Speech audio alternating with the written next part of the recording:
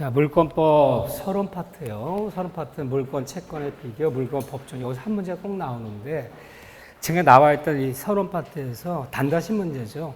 기출지문을 15지문이에요. 전부의 전부 이 기출지문이 단다시 문제, 물권 첫 번째 문제 나온 것 중에서 그 중에서 우리가 주의할 거 한번 읽으면서 복습해 볼게요. 7번 지문 봐보세요. 지역권은 우리가 지역권 그러면 뭘 지역권이라 부른다? 승력지. 한 용어를 바꾸셔야 돼요. 지역권 그러면 이꼴 승력지. 승력지 그러면 지역권. 용어를 잠깐 바꿔보셔야 돼. 승력지는 요역지, 토지 소유권으로부터 독립하여 분리하여 양도할 수 있다. 맞아요? 틀려요? 틀려요. 승력지는 요역지와 함께만 양도된대야지. 승력지만 분리 처분하는 거 있을 수 없다. 지역권에 뭐라 부르는 거야, 이거? 지역권에. 지역권에 불가분성이라고, 아니, 부정성이라고 부르지, 부정성. 부정성이라 부르는 거예요. 승력지, 요역지 함께만 이전된다. 부정성. 이건 강행 규정이야. 특이하게 배제 못해요. 자, 10번째 가보세요. 8번이요. 피담보채권 받을 돈, 피담보채권을 양도할 수 없는 것을 약정했어요. 절대 남한테 이 채권 양도 안 하기로 하자.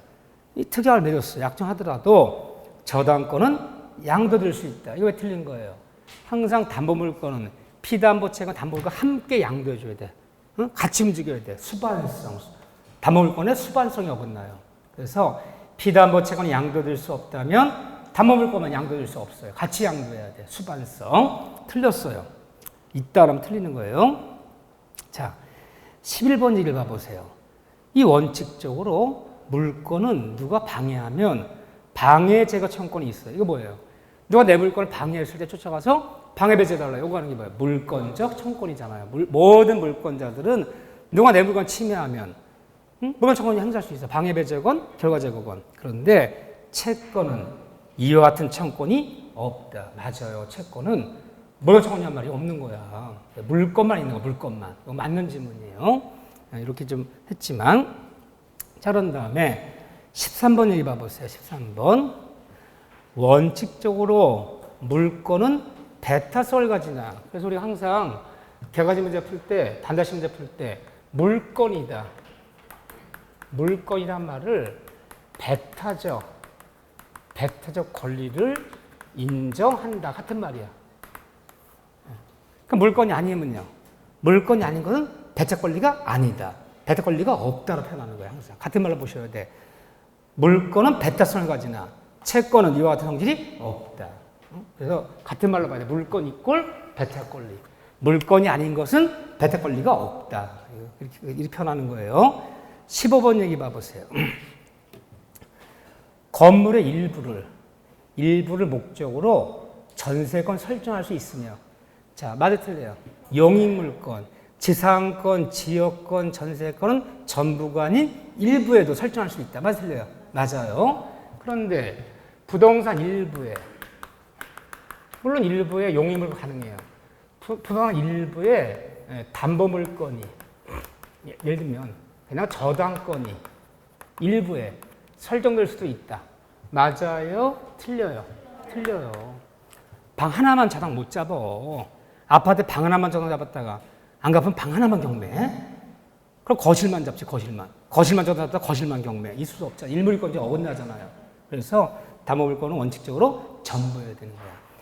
그 일부에 설정할 수 있는데, 다만 주의할 거, 일부에 설정할 수 있지만, 물건의 구성 부분 위에, 물건의 일부란 말과 물건의 구성 부분은 다른 거예요. 물건의 구성 부분, 건물의 구성 부분 그러면요. 건물에 지붕도 있어. 지붕. 예를 들면 그 지붕에만 잡을 수 있어요? 말이 안 되잖아. 그래서 물건의 일부의 용익권 설정 가능하지만 그렇다고 물건의 구성 부분을 위해 설정할 수 있다는 얘기는 아니야. 용어 조심하셔야 돼. 또 거기다 용어 주의할 용어가 뭐 단다시 문제가 뭐 크게 뭐 논리가 있는 건 아니지만요. 물건 중에서 물건은 우선적 효력이라는 게 있어. 물건끼리 순위가 있는 거야. 먼저 성립한 것이 우선하는 거, 물건끼리는. 근데 물건 중에서 점유권이나 물건은 우선적 효력이라는 것이 있다 없다. 이 점유권은요, 다른 물건과 이 순위. 이 순위를 비교하는 거. 순위를 비교해서 먼저 성립한 것이 순위가 우선한다. 근데 점유권은 이게 없어요. 점유권 다른 물건과 순위 비교하는 게 없어요. 소유권자 권리가 앞서느냐, 점유권자 권리가 앞서느냐, 점유권자 권리가 우선하느냐, 저당권자 권리가 우선하느냐. 이렇게 점유권은 다른 물건과 순위를 비교하지 않는다. 그래서 점유권만은 우선적 효력이 없다는 말을 쓰는 거예요. 그런데 물권자 유치권은 담보물권 유치권은 뭐가 없다? 운물물이 없는데요, 그래요. 그 운물물은 없는데 옹달새 물은 있나 봐. 그래요. 유치권은 우선 변제권이 없다. 잘했어요. 제가 웃자고 하는 소리야. 용어 좀 조심하라는 거야. 즉 유치권은 우선 조건이 있어요. 유치권도 다른 물건과 순위는 비교할 수 있는 거야. 저당이 경락이 됐을 때 유치권이 살아남을 것이냐 존속할 것이냐 뭐 이런 건 따질 수 있어. 근데 유치권은 경락되면서 배당받는 거 이게 없다는 거잖아. 우선 변제권이 없다는 거잖아. 용어 조심하라는 거야. 용어. 점유권은 뭐가 없다? 우선적 효력이 없다. 유치권은 뭐가 없다? 우선 변제권이 없다. 이 단어 조심하셔. 이렇게요. 자, 테마 15번 물권 법정주의에서는 6번 지문 봐보세요. 6번. 한 번씩 읽으시면 돼요. 그 지문들. 6번에 보면 저당권자가 그 담보 부동산을 사용하는 것을 내용으로 삼았어. 야, 내가 너 돈 빌려주고 네 거물에 저당 잡고 돈 갚을 때까지 내가 사용도 하기로 하자 하는 내용으로 하는 저당 약정도 유효하다. 맞 틀려요? 틀렸어. 왜 틀린 거예요?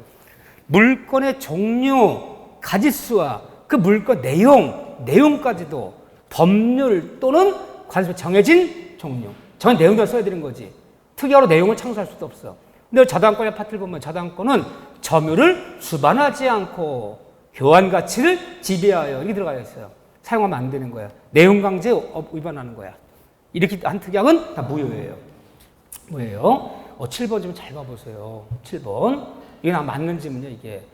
물권 법정주의는 물건의 종류와 내용은 법률 또는 관습법에 있는 임의로 창설법 정해진 종류. 전 내용들만 써라. 이 물권 법정주의에서는 계약 자유원칙을 배제하고 있는 것이다. 맞는 질문이야. 임의로 계약으로 막 창설 안 돼. 정해진 대로만 써야 돼. 이것이 뭐라는 단어인데 계약법은 채권 채무 계약법. 채권 채무 계약법은 계약자 원칙을 택하고 있기 때문에 법의 규정이 있더라도 특약으로 계약으로 다 창설하고 다 배제할 수 있어요. 계약법은 채권법은 계약자 원칙이 지배하나 물권법도 물권법에는 계약자 원칙 배제되는 것이 원칙이에요. 이거 맞는 질문이에요. 이렇게 하면 헷갈려 할까 봐. 9번 얘기 잘 봐보세요. 동그라미 9번. 종류 강제와 내용 강제 위배된 법률 행위는 모두 전부 무효다고 틀려요. 전부 무효 때문에 틀렸어. 전부 무효 때문에. 자, 이어서 나와요. 왜 틀린 거냐. 종류 강제 위반하면 정해진 종대로만 써라. 새로 가짓수 만들지 말아라. 이 종류 강제를 위반했어. 그래서 새로운 종류를 만들었어. 전세권 겸 유치권 겸 저당권이다라는 새로운 종류를 만들어버렸어. 종량을 위반해버리면 이건 언제나 무효예요. 이건 전부 무효야. 근데 내용강제 위반해, 내용강제. 전 내용대로 써야 되는데 내용강제 위반했어. 내용강제 위반하면 언제나 무효, 전부라는 얘기가 아니야. 원칙은, 내용강제 위반하면 원칙은 이것도 무효예요. 무효이지만 예외적으로 그 위반한 부분이 없었더라도 나머지만 갖고 법률행위 하여서 인정될 때는 그 위반한 내용강제 위반한 부분 빼고 나머지 부분이 유효할 수도 있다. 즉 여기도 일부 무효 법리를 적용하는 거예요. 취급이 달라요. 내용강제 위반하면 언제나 전부 무효. 내용강제 위반하면 원칙만 무효이지 예외적으로 유효할 수도 있다. 취급이 달라요. 그래서 내용강제 위반하면 일부 무효 법리를 적용해서 원칙은 무효지만 예외적으로 나머지 유효할 수도 있다. 법적 취급이 다른 거예요. 이거 봐주시고 두 지문. 자, 그런 다음에 의외로 반드시 문제가 물권법 문제 굳이 말하자면 26회 때부터 25회 때부터 31회 때 6번 시험에서 의외로 임의규정을 물어봤어요. 2번이나 물어봤어요. 특이하로 배제할 수 있는 것은 이렇게 물어봤어요. 물권법에서. 물권 주로 강요정인데 여기 5가지 정리해놨어요. 이것은 물권법이지만 특이하로 배제할 수 있어요. 강요정이 아니에요. 거기서 상인관계 규정은 일반적으로 물권법에서 임의정을 파악하고 있어요. 다른 관습이 있다면 관습에 따르고 의사가 있다면 의사에 따라가라. 법의 규정이 있지만. 그런데 상인관계 규정은 주로 임의정인데 거기서 뭐만은 상인관계에서 통행권. 통행권만은 뭐예요? 강행규정이에요. 이거는 길문제만은 강행규정이에요. 나머지는 상인관계 주로 임의정이라는 거야. 자, 이번에 전세권의 처분 양도, 담보제고, 임대 전 가능하지만 설정행위로 금지가 가능해 불가능해요. 전세권 양도금지 특기야. 전전세 금지 특기야. 유효다 무효다? 유효하다. 다만 주의할 것은요. 그렇지만 지상권, 양도, 금지, 특약은 이 특약은 유효다 무효다? 이 특약은 무효. 하지만 전세권은 전세권, 양도금지, 전전세 금지, 전세권, 양도금지, 특약 물권법이지만 이게 이제 306조야. 법조 306조에 306조 보면 전세권자 설정자 동의 없이도 전전세할 수 있고 임대할 수 있고 양도 이전할 수 있다. 하지만 특약으로 특약이 있다면 이 특약은 유효다 무효다? 유효하다. 그럼 이거는 임의정이네. 이거 하나만은. 특약을 배제할 수 있네.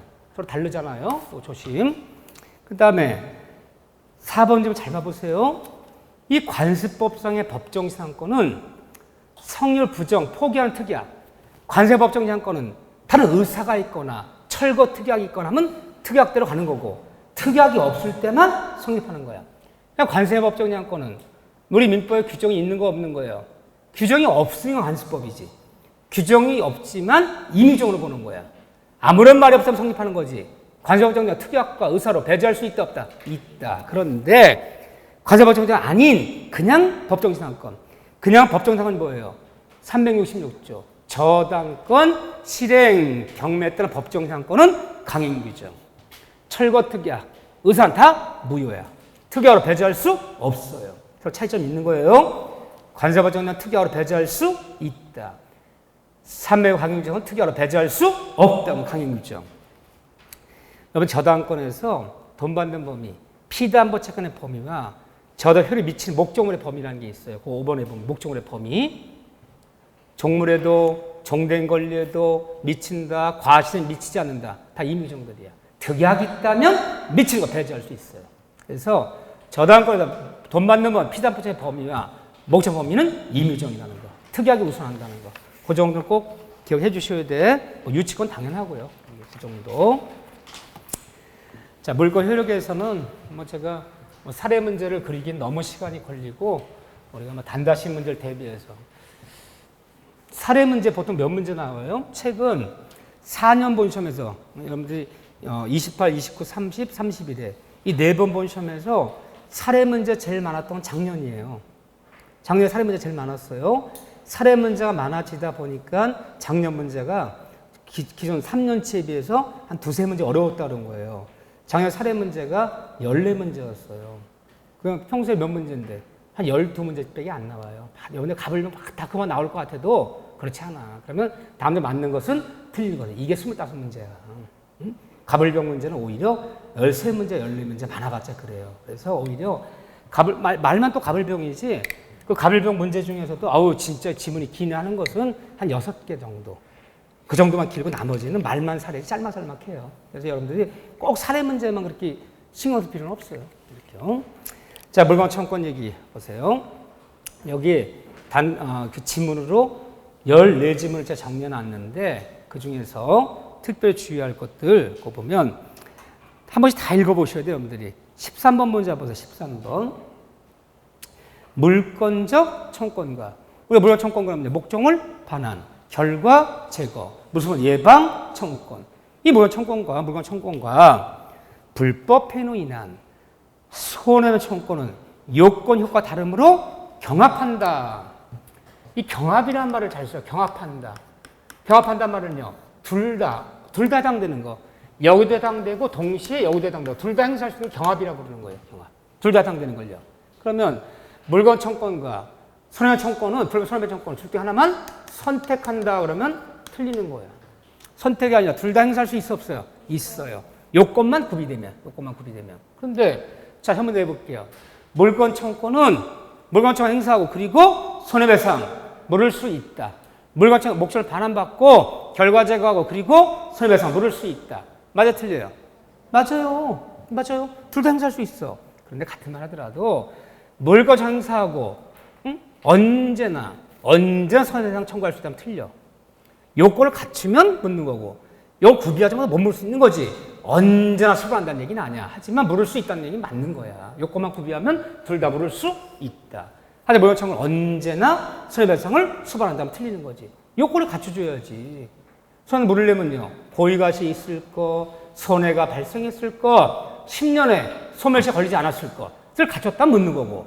그럼 못 갖췄다면 못 물을 수도 있는 거지. 언제나 물을 수 있다는 얘기는 아니야. 하지만 일반적으로 그냥 물을 수 있다는 맞는지 뭐냐. 원칙이니까. 목적 반환 및 손해배상, 결과 제거 및 손해배상 둘 다 물을 수 있잖아요. 이렇게. 언제나 맞는 얘기 아니다. 자, 그런 다음에 그것도 봐주시고 저거 뭘 볼 거냐면 요 14문장은 찬찬히 여러분들 샤프펜 대고 읽으면서 한 3번, 4번 슬슬 읽으면 돼요. 요랑 쓰라는 건 아니니까. 근데 키포인트 봐보세요. 29페이지에 키포인트.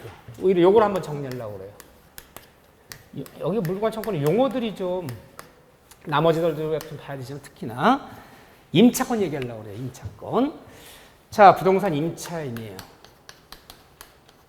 부동산 임차권자야. 창고를 임대했어. 또는 공장 건물을 임대했어. 또는 토지를 임대했어. 근데 누가 침해를 해요. 뭐 사용하지 못하면 막 방해를 해요. 자, 그랬을 때 보세요. A번 얘기 봐보세요. 누가 임차물을 사용하지 못하면 방해한다면 A번에 임차권 자체의 기인한 물건 청구권이란 말은 있어 없어요? 없어요. 그래서 첫 문제가 누가 방해하면 임차권에 기인한 물권 청구권을 행사하여. 그럼 일단 틀리는 거야. 임차권 채권이 물권이 아니야. 임차권이나 물권 청구권은 존재하지 않아요. 그런데 다만 임차권도 대항력을 구비한 임차권이야. 이렇게 나왔을 때. 그럼 이게 토지임대차 같으면 임차권이 등기 났어. 등기난 임차권. 또 특별법에 따라서 주택 같으면요. 인도 플러스 전입신고. 상가 임대차 같으면요. 인도 플러스 사업자 등록에서 대항력 구비한 임차권을 특별히 누가 침해하면. 근데 아무나 없이 물으면요. 임차권의 기인한 물건 청구권은 존재하지 않아. 근데 대항력 같은 임차권이라면 누가 침해했을 때 임차권의 기인한 판례가 결과 제거 또는 방해 제거 이런 거 특별히 인정해주겠다. 임차권이나 물건 특별히 인정한다는 거야. 대항력 임차권이라면. 그런데 인정하더라도 임차권에 기인한 목적물 반환 청구까지 허용하는 것은 또 아니래요. 등기된 임차권이라면 대항력 임차권에 기인한 결과 제거, 방해 제거는 요구할지언정 임차권에 기인한 아무리 대항력 갖췄더라도 목적 반환 청구까지 허용할 수는 없다. 이거 못 갖췄다면 원칙은 임차권의 물건 청구냐 말은 없다. 근데 너 침해하면 임차인도 임차권을 점유하고 있기 때문에 임차인들도 임차권을 침해하면 임차인들도 점유자이기 때문에 점유권에 기인한 물건 청구권, 점유 보호 청구권은 임차인들도 행사할 수 있다 없다? 있다. 이걸 행사할 수 있어. 다만 임차권에 기인한 물건 청구하는 바는 없다는 건 원칙적으로. 이걸 행사할 수 있어. 점유자이기 때문에. 또 임차인들도 임대인이 갖고 방해하면 임대인이 갖고 있는 소유권에 기인한 물건 청구권을 임차인이 뭐해서? 대의에서는 행사할 수 있다. 이건 대의에서 행사할 수는 있다. 요 지문이에요. 그 밑에. 아무것도 아니지만 잘 좀 봐주세요. 그거. 요거 이렇게 나면 어려워요. 이게 정확히 용을 쓰는 것들이기 때문에. 거기 A, B, C, D 정리해놨으니까 꼭 봐주시고. 자, 그런 다음에 물권 변동 파트를 볼까요? 우리 물권은 등기 문제인데 등기 문제에서 가장 어려운 건 의외로 등기 청구권이 제일 어려워요. 채권적이냐, 물권적이냐. 채권적이지만 소멸시에 걸리느냐, 안 걸리느냐. 여기 하이라이트예요. 자, 한번 정리해 볼게요. 자, 넘기시면 30페이지예요. 부담 물권 변동은 물론 두세 문제 나온다. 가장 잘 나오는 것은 등기 추정력, 권리 추정력, 그 다음에 186조, 187조. 등기해야 되는 물권 변동, 등기 안 해야 되는 물권 변동, 이 두 군데 가장 잘 나오고, 중간 생략 등기, 등기 청구권, 또는 가등기, 이런 것도 가끔 나온다. 보시죠. 자, 그런데 바로 들어가서 천천히 볼게요. 30페이지에 2번에 법률 규정에 의한 등기 청구권. 법률 규정에 의한 등기 청구권. 자, 그 등기 청구권이 과연 등기 청구권, 등기 내달라 요거는 이 등기 청구권이 과연 뭘로 가려는 것이냐? 채권적 청구권이냐? 이 채권 청구권이냐? 이 등기 청구권이 과연 물권적 청구권이냐? 이거 판례들 맨날 이거 묻잖아요. 근데 이 등기 청구권이 채권 청구권이라면 권리가 강한 거예요, 약한 거예요? 약한 거예요. 이게 물권 청구권이라면요, 권리가 강한 거야. 이 세상 모든 사람을 쫓아가서 모든 사람에게 등기 청구할 수 있으니까. 자, 그래서 채권적 첫째 A번 봐보세요. 막 섞어놔. A번에 실체관계가 일치하지 않는다. 부동산의 진실한 소유자와 등기 소유자가 일치하잖아. 실체관계가 일치하지 않을 때 그 진실한 소유자가 등기 소유자한테 등기를 청구하는 것은 실체관계가 일치할 때 청구한 등기 청구권은 물권적이다, 채권적이다. 물권적 청구권이다. 자, A번은 물권 청구권이야. 뭐 쓰라는 거 아니야. 두 번째 B번에 보면 점유 취득시 20년 단 등기하라. 채권의 물권력이다. 채권적 청구권이다. 자, 3번에 보면요. 거기 3번이 돼 있네. 여기는 B번이 아니라 3번에 보면요. 미등기 전매했을 때 최종 매수인이 최초 매도인에 때 중간자를 대의해서 청구하든 또는 직접 청구하든 미등기 전매했을 때 최종 매수인이 최초 매도 청구한 등기 청구권은 채권적이다, 물권적이다. 채권적 청구권이다. 채권적이기 때문에 특정이 나타나면 청구해야지. 등기 넘어가면 3자한테 또 등기 청구할 권리는 없다. 가등기 잡은 사람이 4번에 있어요. 가등기 잡은 사람이 번등기 청구하는 것은 채권적이다, 물권적이다. 채권적 청구권이다. 그렇기 때문에 몇 년의 소멸시효가 걸린다? 10년. 가등기 된 지 10년 지나면 번등기 청구할 수 있다, 없다? 없다. 또 채권적이기 때문에 가등기 잡은 사람은 아무한테 등기 청구하는 것이 아니라 너의 가등기 잡아주는 사람한테만 청구해야지. 가등기 잡아주는 사람이 아닌 3자한테 등기 청구할, 번등기 청구할 권리는 없다. 채권적이기 때문에. 그렇죠? 청구권이다. 자, 채권적이지만 물권적 얘기 더 해보자고요. 거기 등기 소멸시효에서 그 3번에 빡친 거 1번 봐보세요. 1번 별표 치세요. 여기까지만.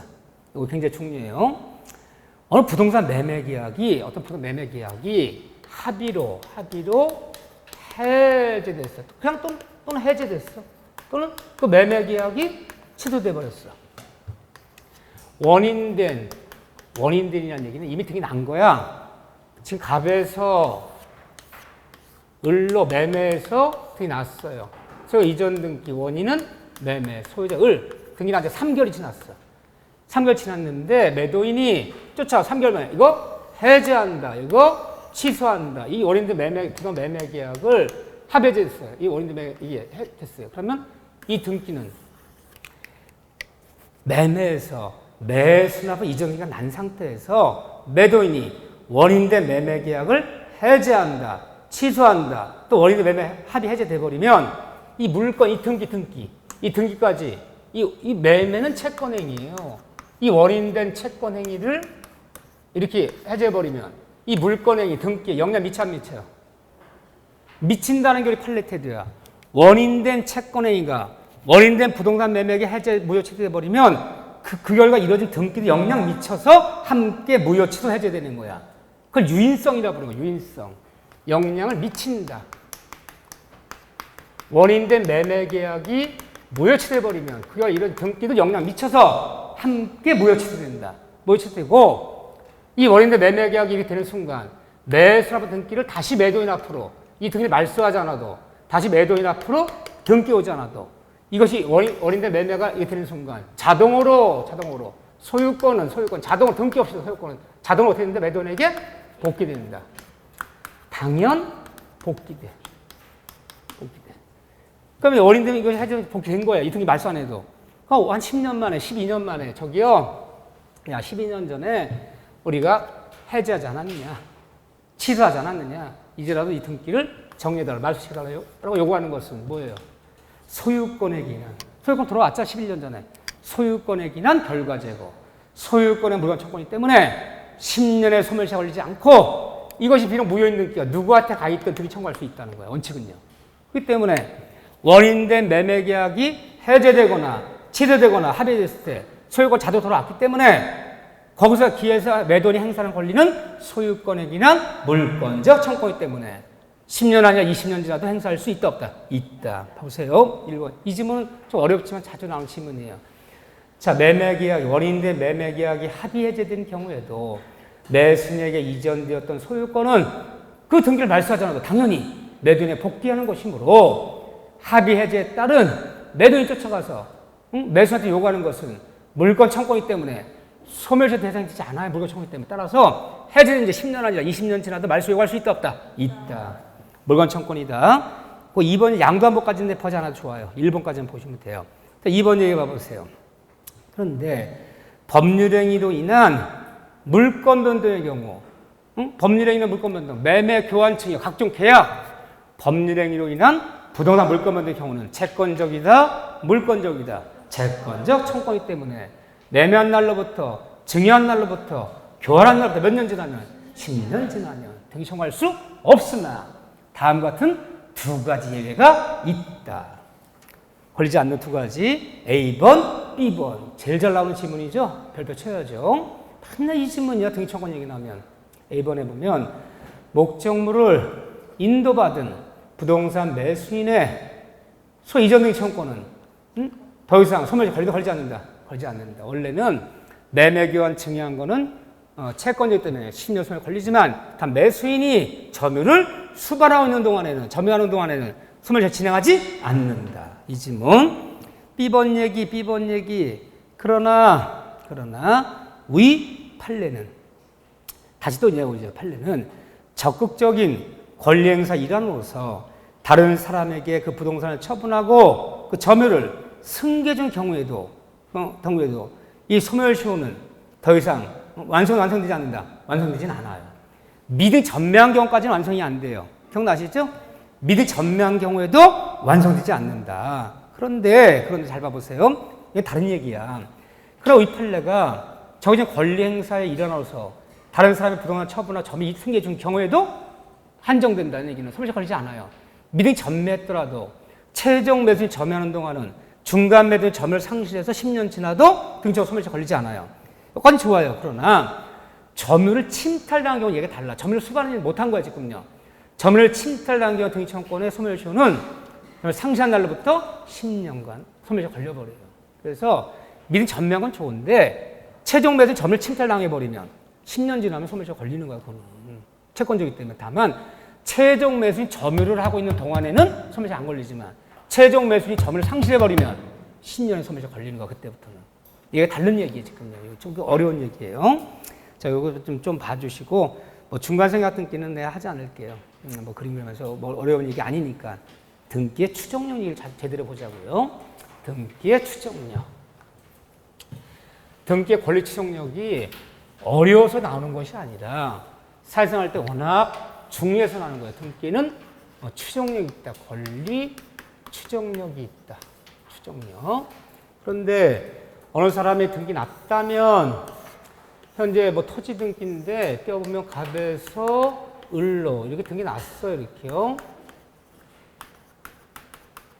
등기 났다면 우리는 을 같은 사람 뭐라 부르죠? 을 같은 사람을 현재 등기 났다면 을 같은 사람을 현자를 붙였고 현 등기 명의자라고 해요. 명의인은 현재 등기 난 사람은 설령 이 등기가 무슨 등기일지라도 무효인 등기일지라도 뭐가 있다? 추정력이 있어. 언제가 추정력이 있을까요? 이 무효인 등기가 법에 따라서 말소될 때까지. 이게 말소될 때까지는 추정력이 있는 거야. 추정력이 있다. 그런데 이 무효인 등기도 추정력이 있는데 이 추정력은 적극적, 소극적이 아니라 적극적 추정력이에요. 그래서 이걸 쓸 때 등기의 추정력은 소극적 추정력으로서 그럼 틀려요. 아니, 법률 용어야. 소극적이 아니라 적극적 추정력이기 때문에, 그렇기 때문에 이 권리만 추정하는 것이 아니라 다 추정해 주는 거죠. 절차도 정당한 절차 밟았을 거, 허가 받았을 것이야. 예를 들면, 또는 원인도 정당한 매매가 있었을 것이야. 이 경매를 받은 거면요, 정당히 경락 받았을 것이야. 뭐든지 다 추정해줘요. 대리인 통해 등기 났다면요, 그 대리인은 정당한 대리권이 존재할 것이야라고 뭐든 다 추정해주는 적극적 추정력인데 하나 주의할 게 있어요. 그거 정리해놨는데 어렵지 않아요. 거기 보면 되게 추정력에서 기억, 니은 봐보세요. 니은 거기서 보면 B번 봐보세요. 그 B번 특히 봐보세요. 등기된 대로 권리가 존재하는 것으로 추정되는데 그 1번 봐보세요. 그 1번. 어느 담보물건이 저당권이 등기되어 있다면 그 저당권이 존재할 것이야. 정당히 그 저당권은 존재할 것이야. 뿐 아니라 그 피담보 채권도 받을 돈도 존재할 것을 추정한다 안 한다? 추정한다. 1억이라 적혀 있으면 1억 받을 돈이 존재하고 존재 안 할 거야. 존재할 것이야. 추정해 준다. 그런데 옆에다가 저당이 설정되어 있다면 그 저당권도 존재할 것이야. 받을 돈도 존재할 거야. 다 추정해 주지만 그 저당 성립하게 된 기본 어떤 기본 채권 계약이야. 그 채권 계약도 존재할 것이야라고. 그 기본 채권 계약까지 추정한다 추정하지 않는다. 여기까지 추정하지는 않아요. 이게 무슨 소리냐 도대체가. 이게 저당권은요, 돈 빌려준 채권 계약이 있고 그 채권 계약 주된 계약이야. 그리고 저당 설정 계약하고 딸리는 종된 계약이야. 그게 등기 내는 거야. 그러면 추정력 있다는 것은 그 등기에 기재된 사항, 글로 쓴 거, 등기 기재된 사항까지만 추정해 주는 거지. 얘들 돈 빌린 계약이 정당히 쓸 것이야. 이거가 추정하는 건 아니라는 거예요. 등기에 기재가 안 되잖아요. 이거 추정은 아니고 그 받을 돈 1억이 존재할 것이야. 그 저당권은 존재할 것이야는 추정하지만 기본 채권 채무가 존재할 것이야 추정하는 것은 아니다. 꼭 기억하셔야 돼. 나머지 한번 읽으면 되는데 조르륵 내려와서 니을번 봐보세요. 등기된 대로 권리가 존재하는 추정하는데 거기서 B번 얘기 보세요. 오해하면 안 되는 게 B번, 맨 밑에 B번이에요. 몇 번 얘기지만 부수적 효과라 불러요. 등기 추정력의 부수적 효과. 이거 하나 하고 나서 한두 가지 얘기를 더 정리할 거예요. 자, 부수적 효과에서 등기를, 또는 등기부라를 좋아요. 등기부를 등기부를 믿고 거래한 자는, 어느 등기를 믿고 거래한 사람은 우리 대원 판례에 따르면 선입뿐, 원칙을 얘기하는 거예요. 선입뿐 아니라 뭐까지도, 그 무과실까지도 추정되는 것이 원칙이에요. 등기 믿고 거래한 사람은 선입뿐 아니라 무과실도 추정된다. 그렇지만 믿고 거래한 사람, 그 등기의 내용. 이 등기가 예를 들면 압류가 하나 잡혀있는 부동산이야. 현재 경매 개시결정. 라고 기재되어 있어. 등기부에 경매 개시결정. 경매 등기 났어요. 압류 등기 났어요. 이 등기 내용이야. 이 등기 내용에 한해서는 거래 상대방은 선의로 추정한다. 악의로 추정한다. 이때는 선의가 아니라 악의로 추정한다. 이 내용을 모두 알고 있었을 것이야. 판사님, 공인중개사랑 매도인이 사기쳤습니다. 저랑 계약서 쓸 때 이미 압류 잡힌 부동산임을, 경매 진행된 부동산임을 속이고 계약서 쓴 겁니다. 라고 판사한테 말하면 판사 믿어 안 믿어요? 안 믿어요. 이미 등기부에 공시가 되고 있기 때문에 네가 계약서 쓸 때 등기부 등본을 열람 내지는 떼어봤을 것이야. 알고 있었을 거야. 악의로 추정하지 선의 추정하는 건 아니다. 등기 내용에 관해서는 악의로. 등기 믿고 거래한 사람은 선의뿐 아니라 무과실까지도 추정된다. 제가 뭐가 중요하다고 했어요? 이게 중요하다고 했어요. 우리가 물권법을 배울 때 무과실을 추정하는 것은 처음이자 마지막이야. 어딜 배워도 졸다가도 무과실은 추정하지 않는다. 무과실 스스로 입증 다 맞아. 무과실 추정 딱 한 군데밖에 없어. 등기 믿고 거래한 사람 선의뿐 무과실도 추정된다. 이렇게 얘기하죠. 그런데 제가 어디를 보려면 B번, 미음번을 보려고 그래요. 뭐 이렇게 어려운 얘기들 아니니까 미음번 보세요. 추정력이 깨어지는 거. 물론 우리는 이 정도는 알아요. 추정력이 인정이 안 되는 가등기는 추정력이 없다. 기억나시죠? 표제부에 기재된 사실등기, 표제부에 기재사항이요. 등기 표제부에 기재된 사항은 추정력이 없다. 권리의 등기만 갑권과 추정이 있는 거야. 최초라는 보존 등기는 원칙은 추정력이 인정되지만 건물에 보존된 사람이 건물의 신축자가 아님이 밝혀졌다면, 신축자 아님이 밝혀져 버리면, 또 건물의 신축자 양도를 부인할 때 그때 추정력이 깨어진다. 이건 당연한 얘기고, 이거는. 자, 저 어떤 걸 보려고 하면 저는 소유권 이전 등기를 보려고 그러는 거예요. 소유권 이전 등기. 자, 등기 떼어보면, 등기 떼어보면, 자, 요걸 봅시다. 갑에서 을로 지금 소유권 이전 등기 났어. 이전 등기 났다면 이 사람은 정당한 소유권 존재할 것이라고 추정해줘요. 그래요. 추정해줘요. 현 명의는. 그런데 다음 같은 경우는 추정력이 깨어진다. 자, 어떤 경우 볼까요? 전소유자가, 저기서 말하는 전소유자 누구예요? 갑이요, 갑. 전소유자가 사망한 후에 이루어진 등기 신청은, 사망한 후에 이루어진 이전 등기는 추정력이 있다, 없다? 없다. 그러니까 추정력이 깨어진다는 얘기가 뭐예요? 네가 스스로 입증하라. 전소유자가 사망한 이후에 이루어진 등기지만 이 정당 거래가 있었던 겁니다. 입증하겠습니다. 스스로 입증해야지. 추정력 없다는 건 스스로 입증해야지. 상대방도 입증하는 거 아니에요. 맞아요. 추정 깨져요. 스스로 입증해야 돼. 추정력 줄 수 없어. 그런데 일이 나오면 맞지만 단 전소유자가 갑이죠. 전소유자가 사망 이전에 이미 등기 원인이 존재하고 있었다면 이때 추정력이 있다, 없다? 있다. 사망은 했지만 사망 전에 잔금 다 치렀어 이미. 그런 증거가 나오면 근데 추정력 있다. 아무런 말 없이 전소유자가 사망한 이후에 이루어진 등기 추정력이 없으나 전소유자가 사망 이전에 이미 등기원이 존재하고 있었을 때는 사망한 이후에 이루어진 등기도 이때는 추정력 인정된다. 이렇게 들어가야죠. 두 번째, 허무인으로부터 전 사람이 허무인으로부터 이전을 받아버리면 추정력이 어떻게 된다? 깨진다. 없어요. 또 하나, 비록 이전이 났어. 이 등이 났어. 그럼 추정이 있는데 소유권 있을 것이야. 정당성이 있을 거 추정해 주는데 다만 이 등기의 기재 자체가 허위 등기, 부실 등기임이 명백히 입증돼 버리면 추정력은 깨지는 거예요. 이거 당연한 얘기죠. 위조된 문서 같은 등이 났다는 거 입증돼 버리면 깨지는 건데 하나 더 적을 거예요. D번하고 적어둘 거예요. 10번 D번. 추정력이 또 깨지는 거. 자, 이전이 났는데 추정이 깨지는 경우가 있어. 하나는 이 공유 지분이요. 지분 등기. 이거를 뭐라 부르냐면 지분 이전 등기. 공유 지분 3분의 1을 내가 이전 받으려고 그래요. 지분 이전 받는 거, 지분 이전할 수 있어, 없어요? 있어요. 지분 이전 등기를 뭐라 불러, 등기법에서? 내가 얘가 갖고 있는 지분 3분의 1을 내가 이전 등기 받으려고 그래, 내 앞으로. 내 지분 3분의 1을 내가 취득했어. 지분 이전 등기란 말은 없어요, 법률 용어에. 지분 이전하는 것을 소유권에. 그러면 여기 등기 신청서에 소유권의 일부 이전 등기 신청한다라고 써야 돼. 소유권 이전 등기는 전부 이전 등기와 일부 이전 등기가 있어. 소유권 일부 이전 등기는 어느 일부인지를 꼭 신청서에, 지금 등기 신청서에, 그 서면에 지분을 표시해 줘야 돼. 근데, 이거 편해요. 지분 이전 등기라는 법률 용어는 없는 거야. 그러니까 소유권 일부 이전 등기 신청할 때 신청서에 지분을 표시해 줘. 그러면 등기관이 소유권 일부 이전 등기 지분 얼마라고 적어줘, 밑에다가. 그런데 일부 이전 등기는 났는데 이 지분의 합이, 이 지분의 합을 얘기해, 지분의 합. 판례가. 자, 여기에 결과론적으로 지분 이전 등기가 됐는데 이렇게 3명 앞으로 나 있어요, 지분이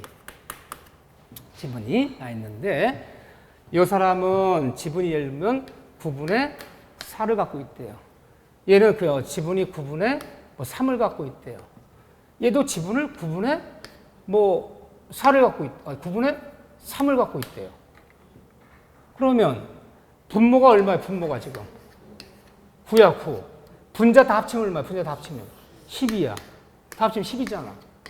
그럼 뭐 한마디로 얘기하면 서로 지분을 합쳤는데 지분 등기는 애들 다 내가 일일이 계산해봤어. 다 합쳤는데 지분 합쳤더니 분모보다 분자가 크다면 더 크잖아, 지금요. 이때는 얘들 다 추정 다 깨졌어. 다 추정력 없어요.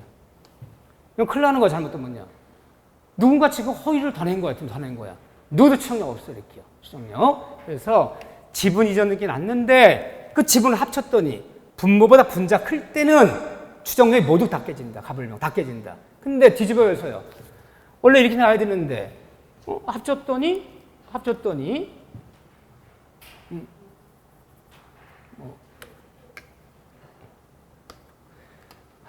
분모는 9야. 분자가 9가 나와야 되는데 얼마 나왔어요? 8이 나왔어요. 분모보다 분자가 더 작다면, 숫자가 작다면 이때 추정력이 있어 없어요? 있어요. 아무도 안 말려. 어느 멍청이가 자기 거 다 못 찾아간 것 뿐이야. 거래를 해칠 염려는 없어. 그래서 분모보다 분자가 클 때만 추정이 꺼지는 거야. 추정력이 깨지는 거야. 작을 땐 내비둬. 누군가 자기 권리 다 못 찾았을 뿐이지. 거래한 해칠 염려는 없어요. 그때 깨지는 거다. 그 정도. 자, 비읍번 얘기, 점유의 추정력 관계. 등기된 부동산에는 맨 밑에 있어, 비읍번에. 등기된 부동산에는 뭐는 없다? 점유의 추정력은 인정할 수 없다. 점유의 추정력 어디에만 있다? 점유의 추정력. 점유한 사람은 점유하는 물건에 정당한 권리 있을 것이야 라는 점유의 적법 추정력은 동산에만 있는 것이지 부동산에는 등기의 추정력이 있기 때문에 점유의 추정력을 허용하지 않는다. 그 얘기들. 나머지는 조금씩 읽어주시고요. 그 다음에 의외로 우리한테 너무너무 잘 나온 얘기가 187조 이거. 시험 문제 한 번도 안 받았죠, 최근에 이거. 어렵지 않아요? 너희들 등기부 다 알아. 186조, 187조. 등기해야 되나, 등기 안 해야 되는 물권 변동. 여기 조심할 것만 봅시다. 자, 보면 상속받은 부동산 뭐 하지 않아도 등기하지 않아도. 상속과 비슷한 게 이제 거기 보면 뭐 유증받은 거, 유증받은 부동산 또는 법인은 합병. 법인은 합병이야. 유증, 합병, 상속 뭐 하잖아도 다 등기하잖아도. 그런데 여기 주의할 거. 사인증여는 제가 그랬죠? 사인증여는 이건 뭐 하여야? 등기하여야. 이거는 상속이 아니야. 계약이야, 계약. 사인증여는 죽는단 말이 나왔지만 등기해야 돼, 이거는요. 그거 하나 주시하면 되고. 공영징수, 수용한 부동산 뭐 하잖아도 등기하잖아. 그런데 수용 중에서 뭔 얘기가 달라요? 무슨 수용? 수용에서 다만 공익.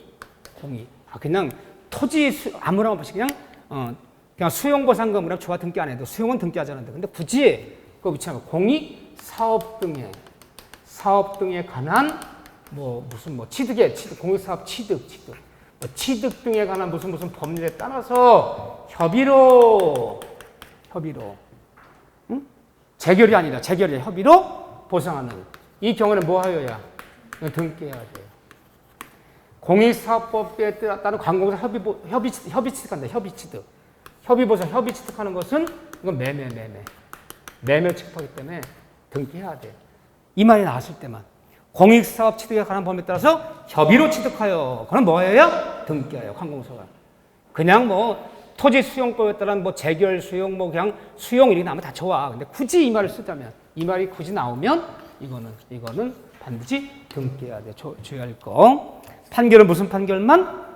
형성 판결만 등기하잖아. 남의 판결 등기하여야. 기타 법률의 규정이 중요한 거야. 이거. 그렇죠?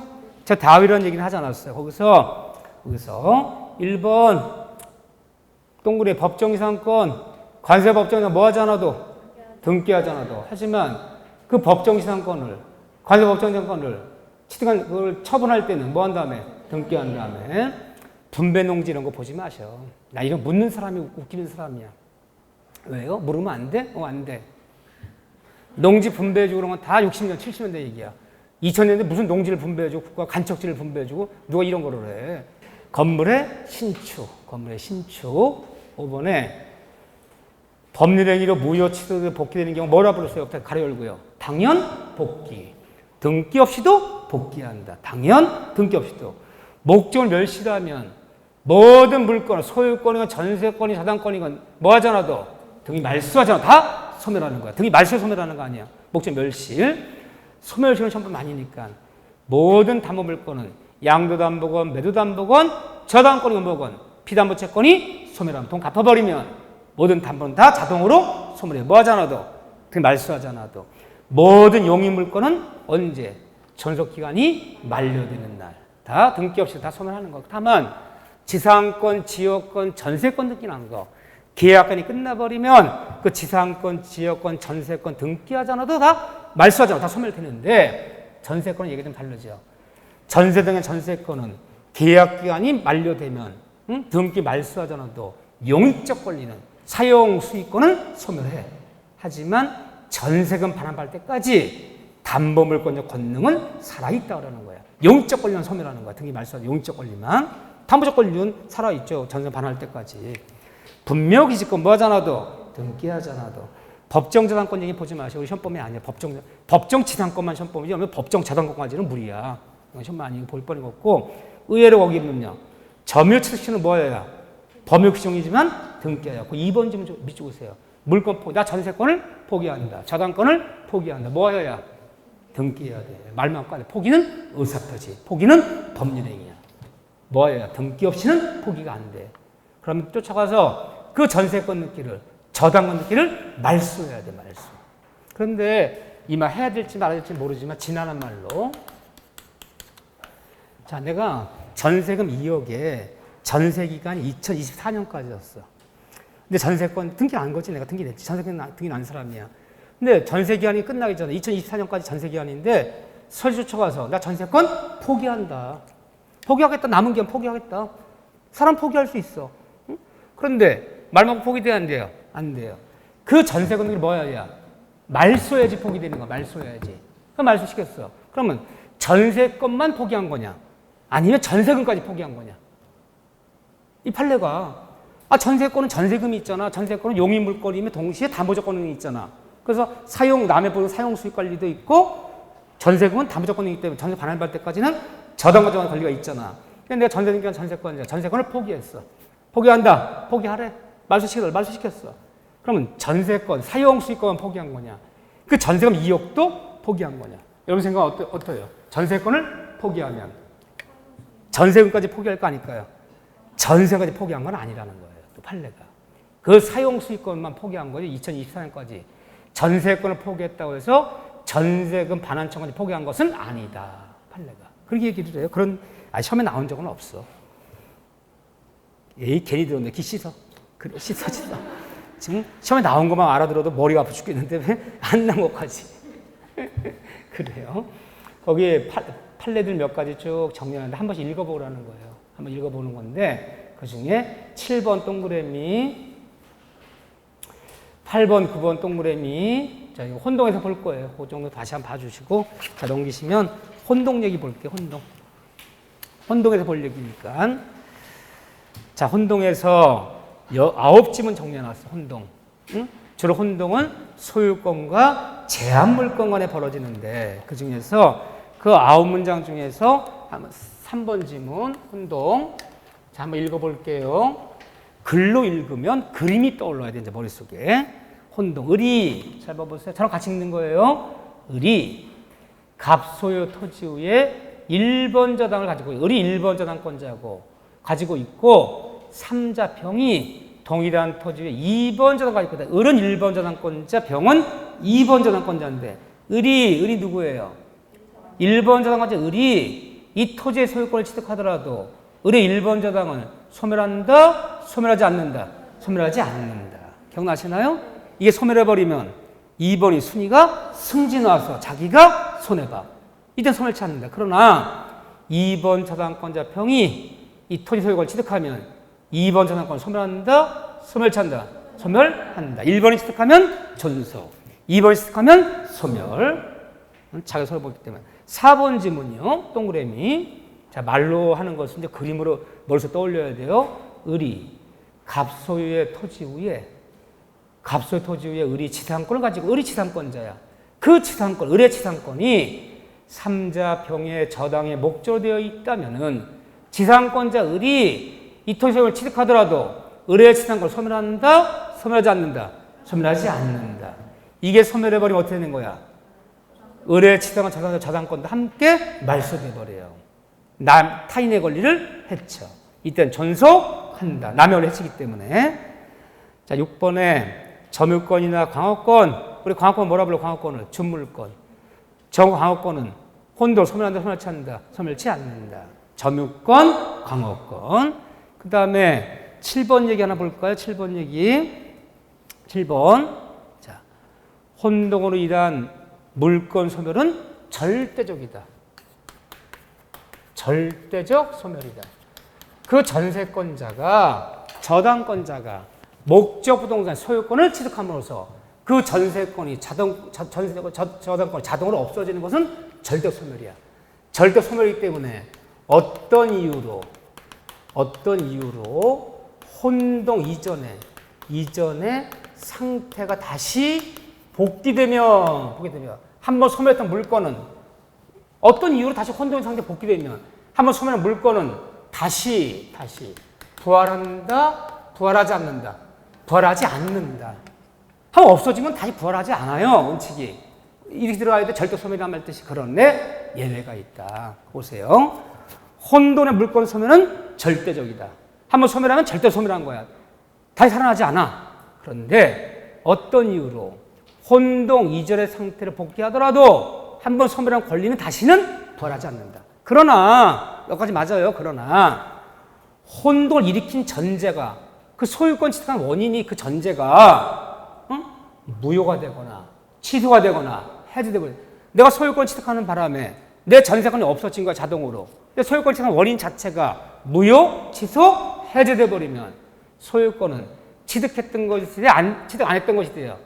안 했던 것이 되기 때문에 다시 그때는 혼돈 생기지 않았던 것이 되기 때문에 살아난다. 그러나 혼돈 일으킨 원인 자체가 소유권 취득한 원인 자체가 무효, 취소, 해제돼 버리면 혼동은 생기지 않았던 것이 취득되기 때문에 그때는 을구에 있는 권리가 다시 살아난다. 이해되시죠? 앞에 문장 뒤에 문장 다른 거야. 자, 요거 해결하는 거. 자, 그 정도만 좀 봐주시고요. 네, 여기까지가 오전에 여기까지 하고 점심 맛있게 드시고 이따 뵙겠습니다. 자, 수고하셨습니다.